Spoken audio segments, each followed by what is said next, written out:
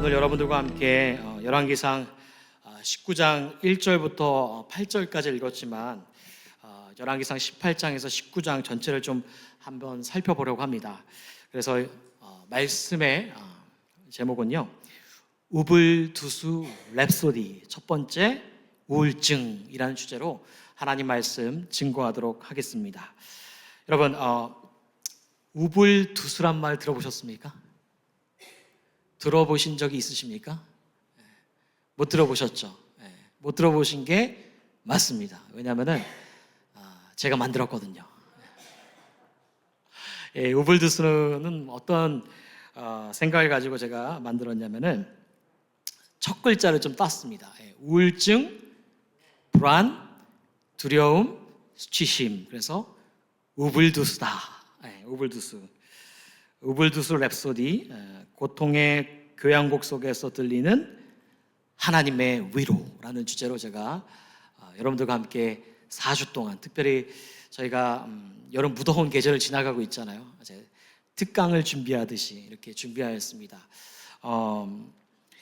이 말씀을 준비하게 된 까닭이 있습니다. 그 까닭은요, 오래되지 않았는데요, 제가 저번 주에 칼럼을 썼습니다. 혹시 칼럼을 읽어보신 분? 네. 많이 읽어보셨습니다. 네. 저번 주에 제가 두려움이라는 칼럼을 썼는데, 두려움이라는 칼럼을 쓰게 되어진 그 이유가요, 그 칼럼을 쓰면서 어떤 한 집사님으로부터 제가 문자 메시지를 받았어요. 요즘 같은 시대에 참 두려움을 많이 가지고 산다라는 그러한 텍스트 메시지였습니다. 그런 것 같습니다. 여러분, 우리가 살아가는 시대를 곰곰이 돌아보게 되면은 참 극변하는 시대다라는 단어를 쓰지 않습니까? 극변하는 그런 시대 속에서 살아가고 있지 않나 돌아보게 됩니다. 여러분, 나라들마다 전쟁이 아직도 하고 있어요. 아직도 끊이지 않고 전쟁들 하고 있고, 인플레이션이 높고, 직장 문제와 그리고 직업이 나날이 매일매일 이제 바뀌어지는 그런 이제 해고될까봐 두려움 가운데 있는 사람들도 많이 있는 것을 보게 됩니다. 그래서 오늘날 정신줄을 놓으면은 참 살아가기 쉽지 않은 시대가 오늘날 시대가 아닌가, 그런 생각을 좀 하게 되었습니다. 그러면서 한 며칠 전에 제가 한 데이터 통계를 봤는데, 한국에 있는 넘버스라는 목회 데이터 연구소가 있습니다. 그럼 목회 데이터 연구소에서는 데이터를 모집해서 그것을 분석해서 많은 교회들에게 그리고 목사님들에게 이러한 데이터 통계를 통해서 전달하는 루트를 삼는 그런 기관인데, 그런 기관 속에서 이 시대 속에서 굉장히 많은 성도님들이 복잡한 감정을 가지고 살아간다라는 그런 데이터 통계가 있습니다. 그래서 어쩌면은 우울증과 염려와 두려움과 수치심이라는 그런 감정들은요, 우리가 살아가고 있는 그 일상의 삶에서 가장 많은 부분을 차지하고 있습니다. 이 부분이 가장 많이 차지하고 있는데, 저도 신앙생활을 하면서 그리고 어렸을 때부터 교회에 나가면서 이런 부분에 대해서 말씀으로써 신앙적으로 풀어서 말씀을 전하시는 분은 제가 많이 못 만난 것 같아요. 들어본 적도 없고. 그래서 이런 시대 속에서 이 부분들을 말씀을 가지고 함께 풀어보고 건강한 신앙생활 하는 그런 그리스도의 모습으로 나아가면 좋겠다라는 그런 의미 속에서 함께 말씀을 준비하게 되었습니다. 여러분, 말씀을 우리가 함께 나누며 나아갈 때요, 되도록이면 적으시면 좋을 것 같아요. 제가 좀 많이 준비했거든요. 적으시면 좋을 것 같고요. 그래서 일상의 삶에서 건강하게 나아가는 귀한 루트가 되기를 소원합니다. 여러분, 그런 맥락에서 이제 우울증이 무엇일까?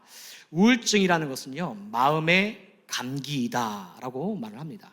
이 마음의 감기이다라는 것은요, 어디에서 나타난 캐치프레이즈냐면은 어떤 제약회사가 만든 겁니다. 제약회사가 만들어서 우울증 약에 대해서 선전하기 위해서 우울증은 마치 마음의 감기이다라고 사용한 언어이다라는 것이죠. 여러분, 감기 한 번쯤 걸려보지 않았겠습니까? 살면서 우리는 감기를 자주 걸리기도 하고 감기를 걸려본 사람들이 많이 계신데, 그만큼 감기는 흔하게 걸리는 것입니다. 그래서 마음의 감기라고 표현한 것은 우울증도 사람이 살아가다 보면은 흔하게 경험하게 되는 것이 우울증이다라고 말하기 때문이다라는 것이죠. 그런데 여러분, 감기에 걸렸을 때에 혹은 감기에 걸리기 전에 여러분 미리 예방하면 어떻습니까? 예방하면은 감기의 고생길 가운데 우리가 걸어가지 않을 수 있지 않겠습니까? 혹은 이제 우리가 감기에 걸렸을지라도 약을 복용하게 되어지면은 그래도 차도가 나아지는 것을 우리가 볼 수가 있다라는 것입니다. 그런데 우리가 어떠한 약을 우리가 먹지 않거나 그리고 그냥 놔두게 되어지면은 그 감기의 증세가 더 심하게 되어지죠. 심하게 되어지면은 폐렴으로 오기도 하고 그 폐렴을 그냥 내버려 두게 되어지면은 사망에 이르게 되어지는 그런 모습 가운데 볼 수도 있습니다. 그래서 우울증은 이제 마음의 감기로 이제 흔하게 말하기도 합니다.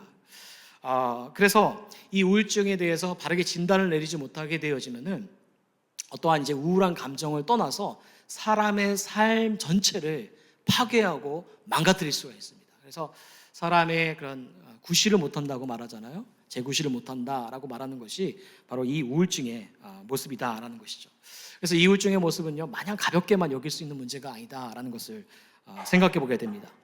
그래서 말씀을 준비하면서 제가 궁금해졌습니다. 얼마나 많은 사람들이 우울증을 앓고 있는가? 제가 좀 궁금해져서 통계를 보게 되었는데 이 통계는요, 미국 통계는 아닙니다. 한국 통계인데 한국의 후생신보라는 이제 보건 의료 그런 보건지에서 이제 발행한 이제 데이터 통계인데 이것을 가지고 2024년도 국회에 제출되어서 국민건강보험공단을 통하여서 대책을 세우는 그런 통계였습니다. 최근 5년간 이제 우울증 진료 인원을 살펴보니까요, 2020년에는 87만 1,926명이었고 2021년에는 94만 8,197명이고 2022년에는 104만 2,148명이고 2023년은 108만 9,919명이다라는 것이죠. 그리고 더 나아가서 2024년 1월부터 7월까지 통계를 보니까 89만 1,730명이다라는 것이에요. 그래서 이제 이 수치가 어떻습니까? 점점점 줄어듭니까? 아니면 점점점 늘어납니까? 점점점 늘어나고 있잖아요. 그죠? 2024년 1월부터 7월까지 했고 그 다음은 데이터가 없지만 점점 더 이울증의 수치가 점점 늘어나게 되어지는 것을 우리가 보게 된다라는 것이죠.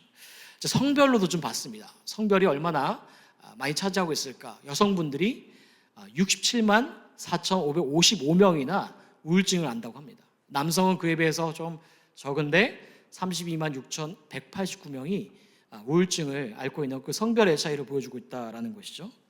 연령별을 보면 어떨까? 연령별을 보니까요, 20대가 가장 높았어요. 20대가 18.6%고 30대가 16만 108명으로 16%고 세 번째가 60대였습니다. 60대가 14만 3,090명, 그 다음에 40대, 50대, 70대, 80대 이렇게 세대의 연령을 뛰어넘어서 그런 모든 연령대들이 거의 어떻게 보면은 성인이라는 모든 분들이 우울증을 앓고 있는 모습을 보여주고 있다라는 것입니다. 그래서 제가 이 통계를 통하여서 깨달은 바가 무엇이냐면 이 우울증은 누구에게나 남녀노소 할 것 없이 누구에게나 찾아오는 현대의 그 질환이다라는 것을 좀 보게 되었습니다. 자, 그렇다면은 더 궁금해졌어요. 뭐가 궁금해졌냐면 신앙인들, 그리스도인들에게 우울증이 있을까? 우울증을 가지고 살아갈까라는 그러한 궁금증이 생겼습니다. 그래서 한번 또다시 제가 파헤쳤습니다. 한국의 이제 목회 데이터 연구소에서 데이터를 보게 되었는데 2025년 6월까지 2025년 6월입니다. 별로 안 됐습니다. 한 달 전입니다.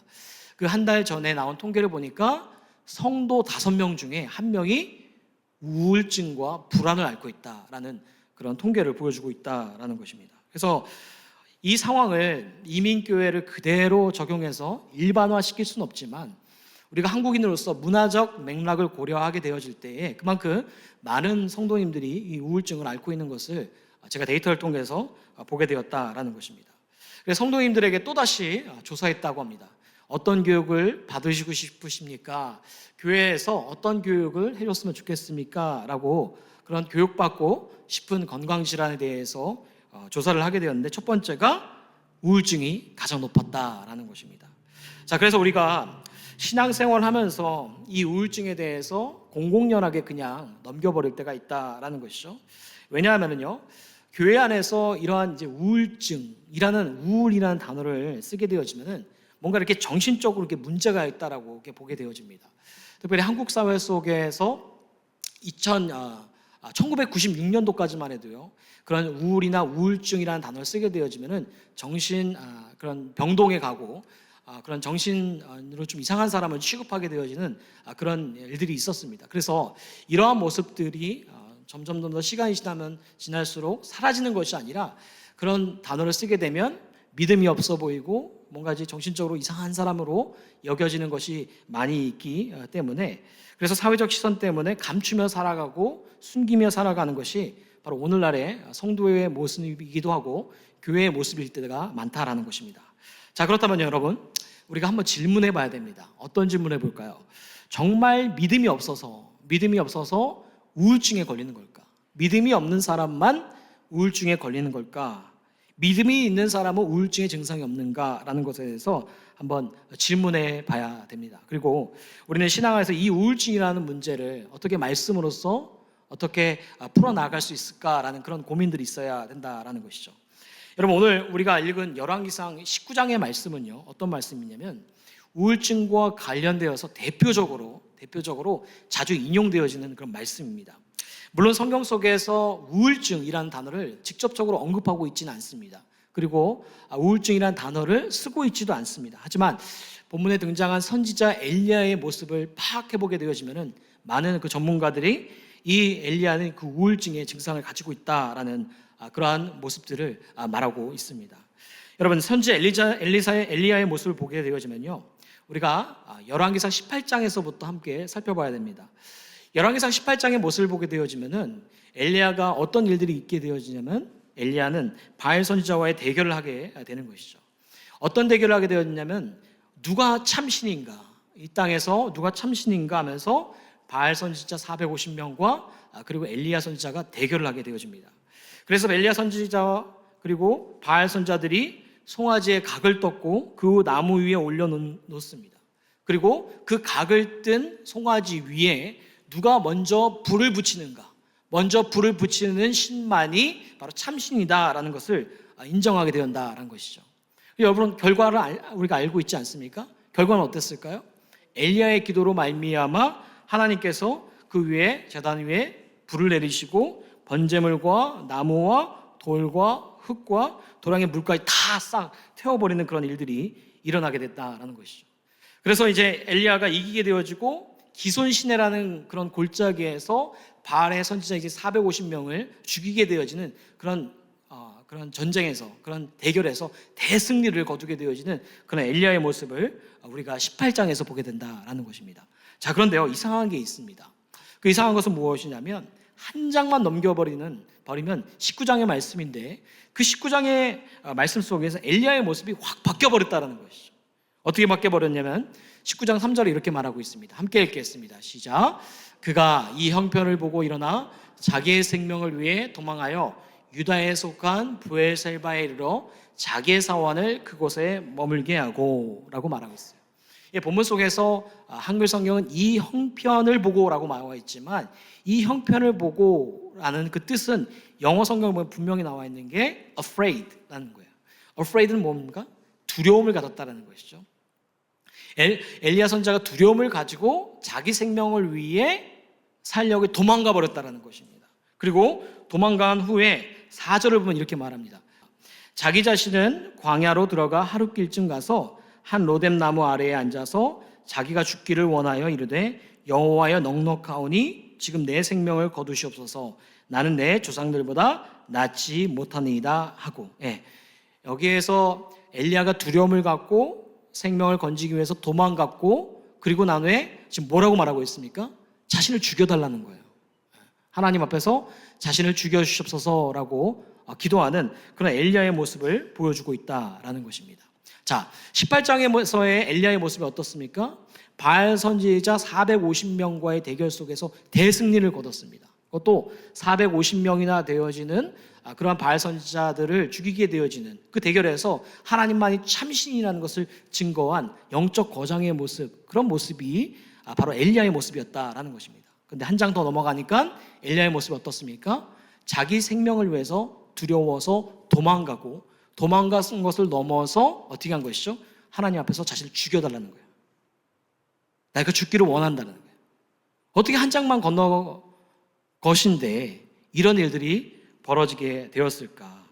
그것은 다른 것이 아니라 오늘 읽었던 우리 본문의 19장 1절부터 2절을 보게 되면은 이세벨이라는 그 왕비가 엘리야를 죽이겠다라고 한 것이죠.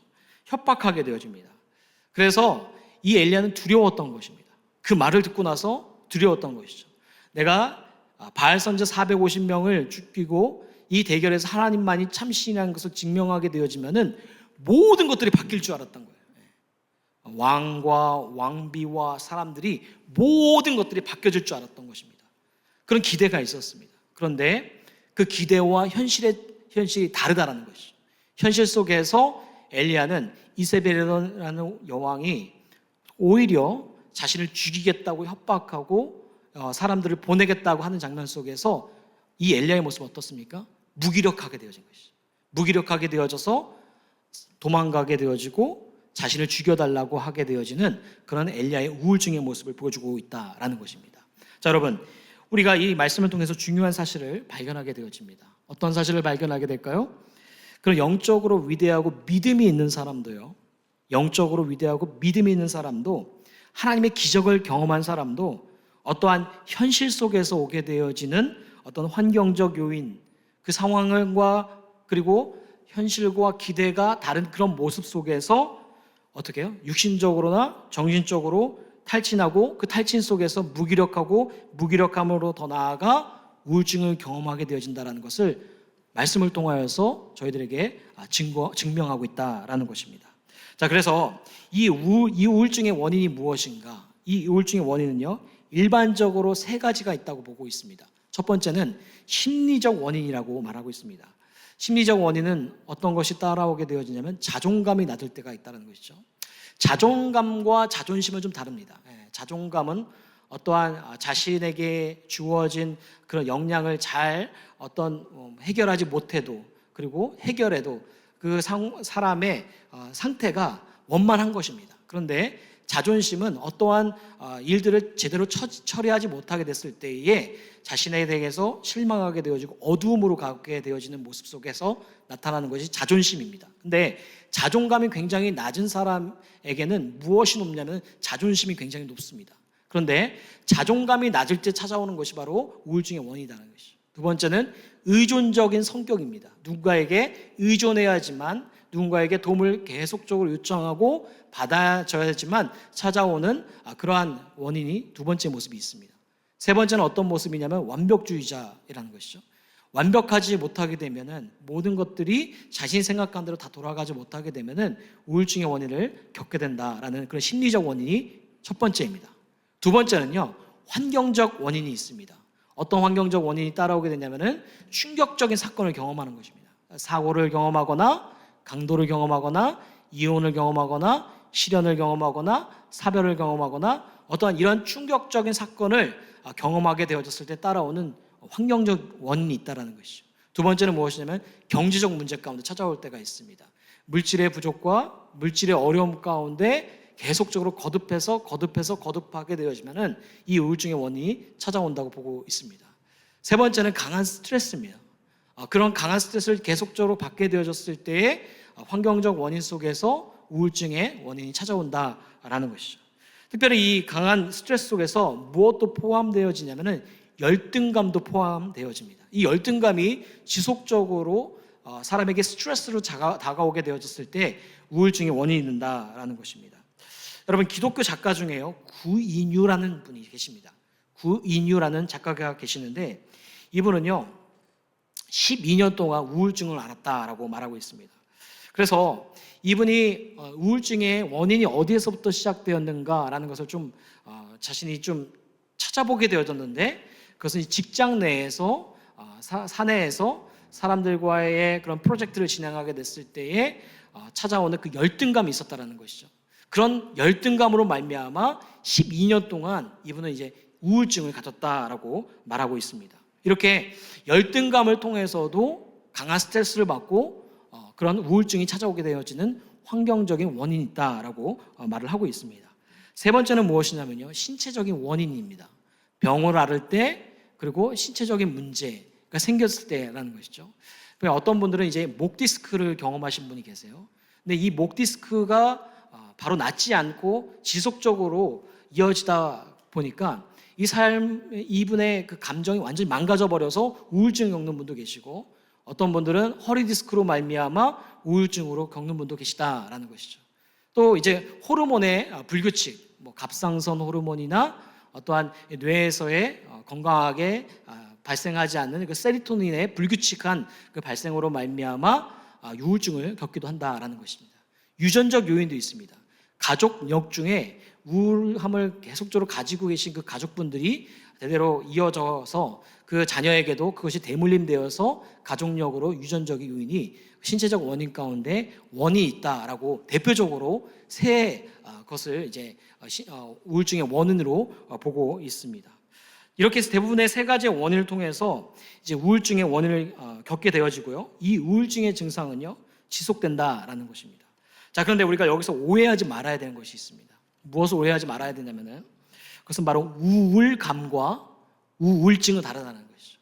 우울감과 우울증은 다릅니다. 우울감은 depressive mood입니다.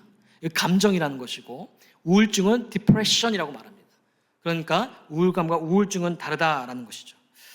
예를 들면 이런 것입니다. 우울감이라는 것은요, 제가 신학교를 다녔을 때 어떤 공부를 하게 되냐면 언어를 공부했습니다.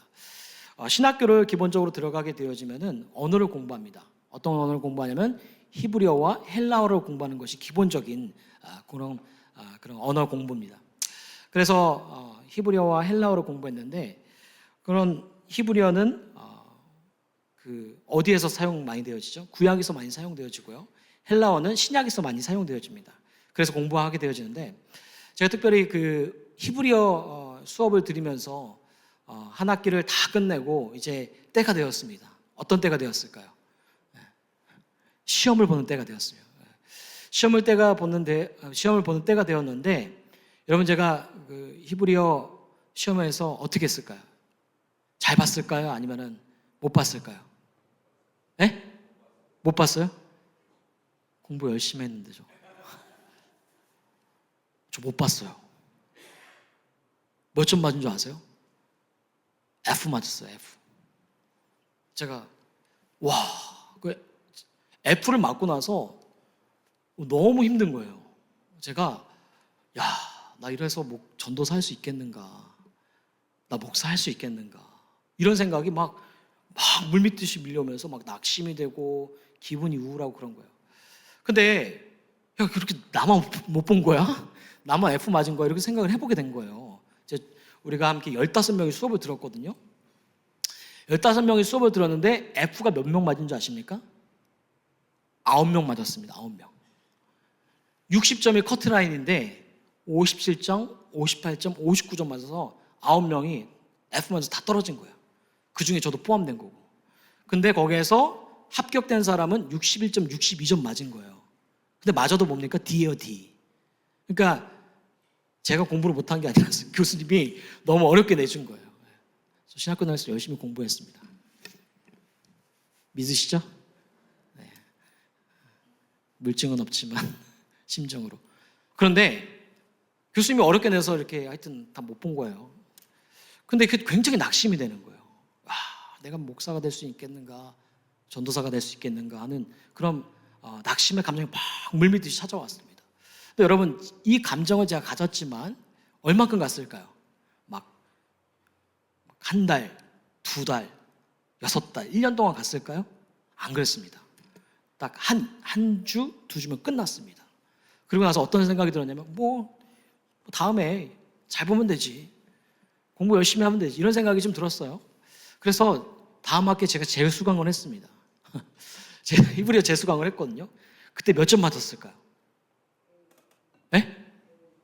A라고 말한 자에게는 복이 있을지어다. A 맞았어요, 저 A. 열심히 공부했어요. 그런데 제가 자랑하고자 하는 게 아니라, 그때에 제가 가졌던 낙심과 그 우울한 감정들은 뭐냐면은 우울감이라는 거예요. 한 주, 두 주 정도밖에 찾아오지 않는 것, 그 감정은 우울감이다라는 것입니다. 자, 그런데 우울증은 무엇인가? 우울증은요, 디프레션이라고 말하는데 이거는 우울감으로서 한 주, 두 주 만에 해결된 문제가 아니다라는 것이. 이건 뭐냐면요, 질환이고 질병이다라는 것입니다. 질환으로서는요, 증상이 지속되어지는 것이고요. 질병으로서는 어떠한 뇌에서의 건강한 세로토닌이라는 신경전달 물질이 제대로 발생되어지지 않아서 결핍이 되어지는 것으로서 질병이 바로 우울증이다라는 것입니다. 자, 그래가지고 이 우울증이 나타나게 됐을 때에 어떠한 증상이 나타나게 되어지면 6가지 증상이 나타납니다. 첫 번째는요, 2주 이상 지속되어지는 거예요.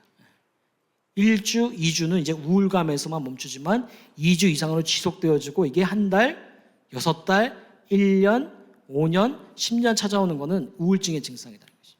두 번째는 뭐냐면은 식욕과 수면 문제가 생겨버리게 되어집니다.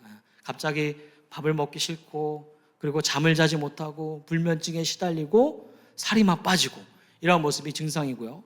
세 번째는 뭐냐면은 사람과 사물과 환경을 객관적으로 바라보지 못합니다.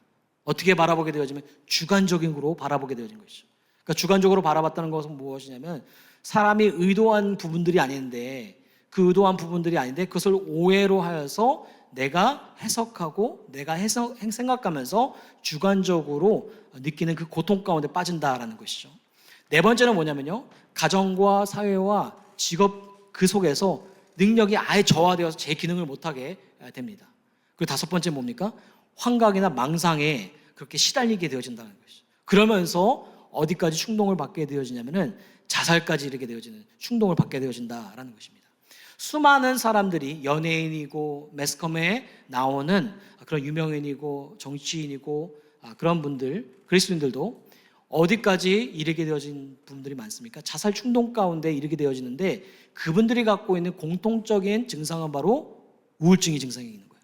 그 우울증의 증상이 지속되어졌을 때에 자살 충동을 받게 되어지고 오늘 성경에 나타난 그 엘리야의 모습도 어떻습니까? 자살의 충동까지 이르게 되어지는 모습을 보여주고 있다라는 것입니다. 자, 그렇다면은 우리는 어떻게 신앙적으로 이 모습들을 해결할 수 있는가라는 것을 우리가 볼 수 있어야 되는 것이고, 그 신앙적인 앞서서 우리에게 있어서 우리가 함께 살아가고 이 시대 속에서 어떻게 의료와 그리고 처방을 받을 수 있는가라는 것도 한번 생각을 해봐야 됩니다. 먼저는요, 객관적으로 이런 증상들이 어디에서부터 오는지에 대해서 제대로 파악할 수 있어야 됩니다. 그래서 제가 이렇게 리스트를 나열해 드렸는데 이런 증상들이 어디에서부터 찾아오게 되어지는가라는 것을 우리가 볼 수 있어야 됩니다. 그리고 두 번째는 무엇이냐면은 이런 증상들을 제대로 개인이 파악하지 못해요. 어디서 오는지 못해요. 그래서 전문가의 도움이 필요하다라는 것이죠.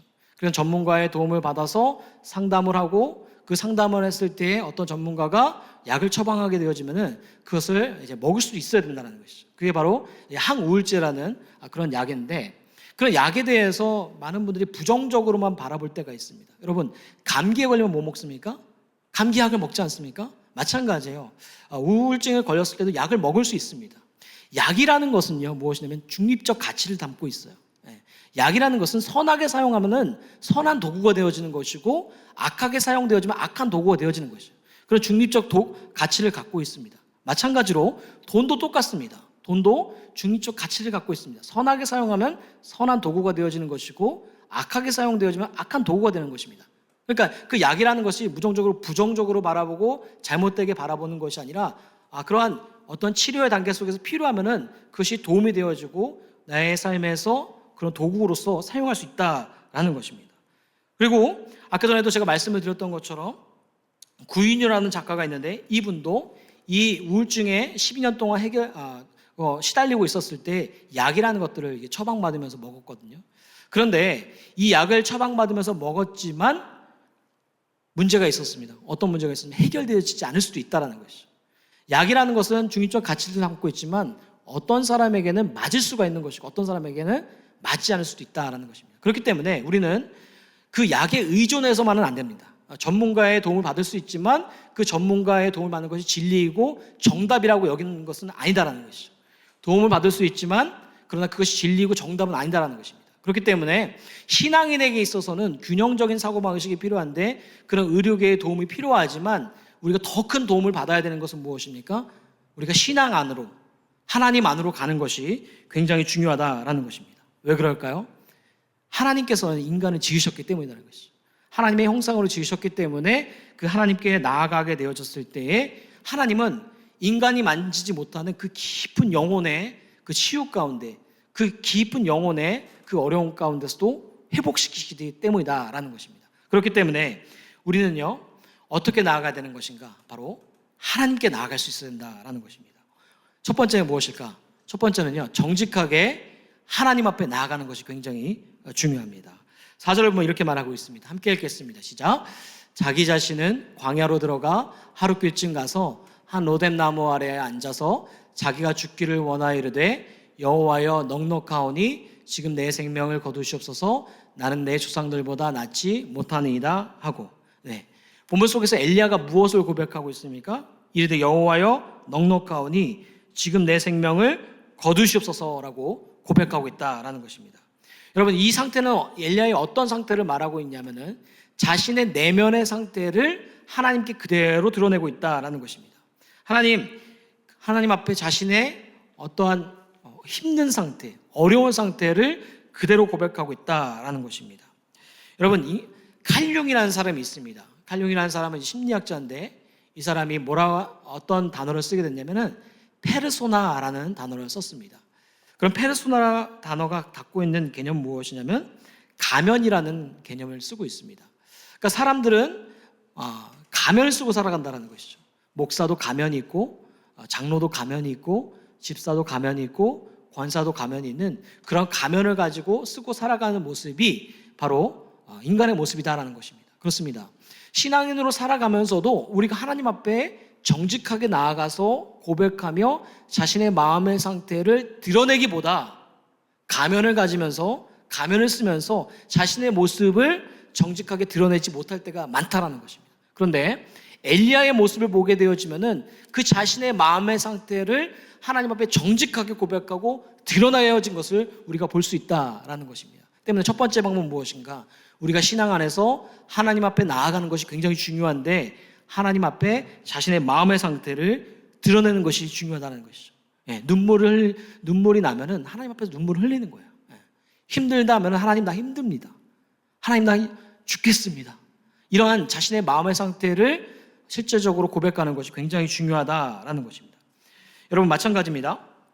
저와 여러분 속에 삶을 살아가면서 가면을 쓰면서 신앙생활을 하는 것이 아니라 우리에게 어떠한 어려움이 찾아오게 되었을 때에 하나님 앞에 나아가 정직하게 자신의 마음의 상태를 고백하며 드러내게 됐을 때 그의 영혼을 만지십니다. 믿으십니까? 하나님께서 그의 영혼을 만지시고 하나님께서는 그 손길로 인도하신 줄 믿습니다. 자, 두 번째는 무엇인가? 두 번째는요, 하나님께서 주시는 쉼을 경험하는 것이 굉장히 중요합니다. 5절과 6절을 보면 이렇게 말하고 있습니다. 함께 읽겠습니다. 시작. 로뎀 나무 아래에 누워 자더니 천사가 그를 만지며 그에게 이르되 일어나서 먹으라 하는지라. 본즉 머리맡에 숯불에 구운 떡과 한 병 물이 있더라. 이에 먹고 마시고 다시 누웠더니. 하나님께서는요, 천사를 통해서 엘리야에게 무엇을 주셨냐면요, 먹을 것, 음식을 주셨다는 거예요. 그리고 어떻게 했습니까? 쉬게 하셨다라는 것입니다. 그러니까 하나님께서 엘리야를 부르셨을 때 이런 거예요. 엘리야야, 너 얼마큼 힘든지 내가 알아. 너가 얼마큼 지금 지쳐있는지 알아. 이렇게 하신 거예요. 그러면서 먹을 것과 물을 주시면서 쉬게 하셨다라는 것입니다. 그럼 하나님께서 야, 너가 어떻게 여기서 이렇게 이럴 수가 있어? 너가 어떻게 여기서 이렇게 누워 잘 수가 있어? 네가 어떻게 내가 준 능력을 경험하고서 자빠져 잘 수가 있어? 이러지 않았다라는 거예요. 하나님께서 주신 그 쉼을 그리고 먹을 것을 경험하게 되어지는 그러한 엘리야의 모습을 보게 됩니다. 그렇기 때문에 우리에게 있어서도, 저와 여러분에게 있어서도 어떠한 마음의 감정의 상태와 우울감이 있으면 하나님께서 주시는 그 쉼을 경험할 수 있어야 됩니다. 어떻게 해요? 먹는 거 잘 드셔야 돼요. 음식을 잘 드셔야 됩니다. 그리고 주무시는 것도 잘 주무셔야 됩니다. 그리고 운동도 하셔야 됩니다. 근데 이런 부분들이 혼자서 하기 힘들 때가 굉장히 많이 있습니다. 그래서 누군가와 함께 해야 되는데 그런 함께 운동할 수 있는 사람들을 찾고 그리고 함께 운동하는 것이 건강한 그런 마음의 상태와 건강한 그리스도의 모습으로 나아가게 된다라는 것입니다. 여러분, 혹시 운동하기 힘드신 분이 있으면요, 매주 목요일 6시 저희 테니스 치거든요. 목사님도 있고 권사님도 있고 집사님이 있어요. 그죠? 치는데 이런 운동하시기 힘드신 분들은 오세요. 어떤 집사님은 공원을 이렇게 쭉 걸어요. 혼자서 걸으시기도 하고 같이 이렇게 뭐 아들과 걷기도 하는데 이렇게 같이 운동도 합니다. 만약에 혼자 하기 힘드신 분들 있다면은 나오셔서 함께 이렇게 운동도 경험하면 좋겠습니다. 그러니까 하나님께서 주시는 그 쉼을 충분하게 경험할 수 있어야 된다라는 것을 두 번째로 말씀을 통하여서 저희들에게 말하고 있습니다. 세 번째는 무엇일까요? 세 번째는 말씀과 기도의 자리로 나아가는 것이다라는 것이죠. 12절과 13절을 보면 이렇게 말합니다. 함께 읽겠습니다. 시작. 또 지진 후에 불이 있으나 불 가운데에도 여호와께서 계시지 아니하더니 불 후에 세미한 소리가 있는지라. 엘리야가 듣고 겉옷으로 얼굴을 가리고 나가 그 어귀에 섬에 소리가 그에게 임하여 이르시되 엘리야야 내가 어찌하여 여기 있느냐. 엘리야의 모습을 잘 보십시오. 엘리야는요 무엇을 듣게 되어집니까? 세미한 소리를 듣게 됩니다. 세미한 소리라는 것은 무엇이냐면 하나님의 말씀인 것이죠. 말씀의 자리 가운데 서게 된 것이고요. 하나님께 나아가 기도하는 그런 엘리야의 모습을 보게 되어진다라는 것입니다. 그러니까 우리가 말씀과 기도의 자리로 나아가는 게 굉장히 중요합니다.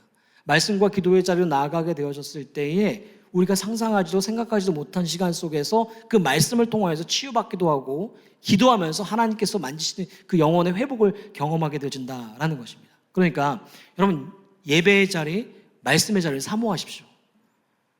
한 명도 없네요. 예배의 자리, 말씀의 자리를 사모하십시오.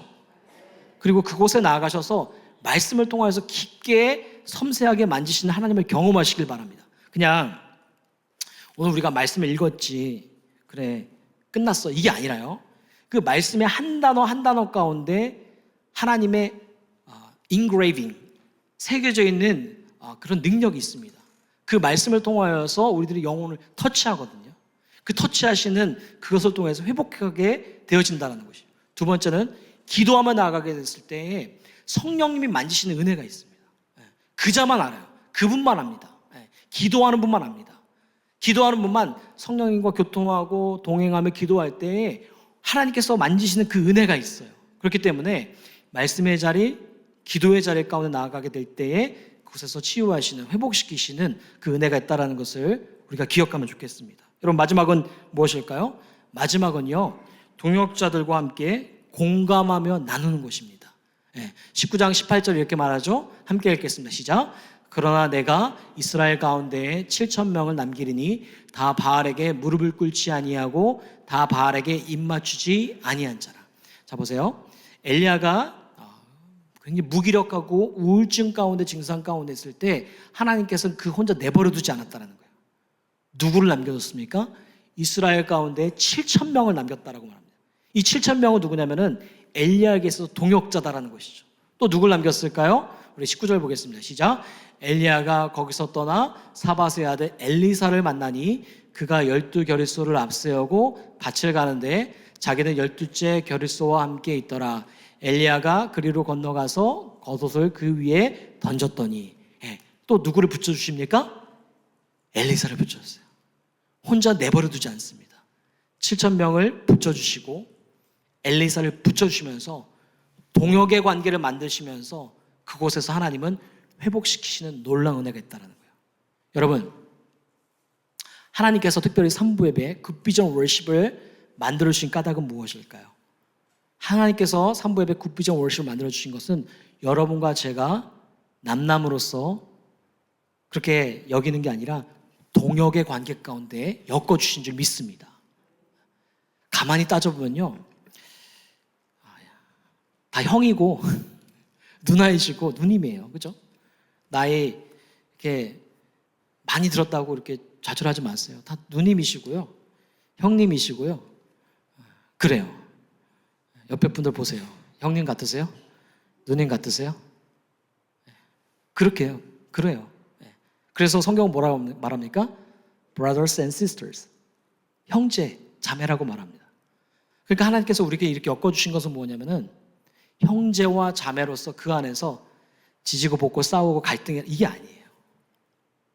동역의 관계를 엮어주시면서 서로 나누게 하시고 서로 공감하게 하시고 힘들고 어려운 부분을 서로 이겨나가게 하시는 동역자의 관계로 부르신 줄 믿습니다.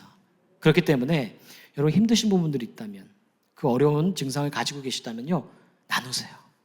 그렇다고 무턱대고 나누는 게 아니라 시간과 날짜를 잡으시고 함께 교제하면 좋겠습니다. 티타임 혹은 런치타임 해서 교제하시며 나아갈 때 그 속에서 기도하지 않겠습니까? 서로를 위해서 중보하지 않겠습니까? 그럴 때 우리는 그 동역의 관계 가운데 건강하게 그리스도의 모습으로 세워져 나가게 될 줄 믿습니다. 저는 하나님께서 그 비전 월십을 이렇게 만들어주시고 함께 신앙으로서 공동체를 해주신 것은 우연으로서 만들어주신 것이 아니라고 저는 생각이 듭니다. 하나님께서 뜻이 있으셨고 그 뜻 가운데 건강한 그리스도의 모습으로 세워나가기 위해서 만드실 줄 믿습니다. 여러분, 우리가 한 주간 살아가게 될 때 이 말씀을 기억하시고 적으신 말씀을 기억하시면서 당당하게 담대하게 한 주 살아가시는 저와 여러분들 되길 간절히 주님으로 축복합니다. 아멘. 기도하시겠습니다. 굿비전 워십 김석인 목사님의 설교 영상을 시청해 주셔서 감사합니다. 더 많은 설교를 듣기 원하시는 분들은 유튜브 굿비전 워십 채널을 방문해 주시며 구독하시면 더욱 풍성한 말씀을 받아보실 수 있습니다. 한 주간도 주님 안에서 은혜와 평강이 넘치세요.